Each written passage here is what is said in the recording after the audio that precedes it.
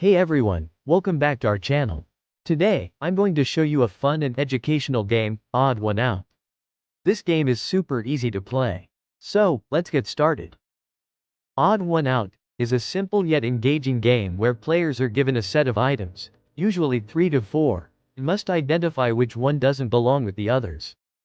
The game encourages players to think about the characteristics that make each item unique or similar, helping to build critical thinking and vocabulary skills. Let's walk through the steps on how to play Odd One Out. First, the teacher or game leader selects a group of related items. For example, you might choose apple, banana, and carrot. The key is to pick items that have something in common, but with one that stands out for a different reason.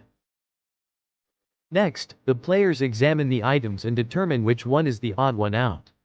In our example, the odd one out would be carrot. Once a player has identified the odd one out, they must explain their reasoning. This part is crucial because it helps to practice descriptive language and logical thinking. For example, they might say, carrot is the odd one out because it's a vegetable, while apple and banana are fruits. Here are some tips to make your game of Odd One Out even more effective and enjoyable.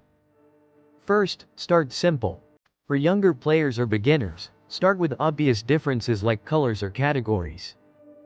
Increase difficulty gradually.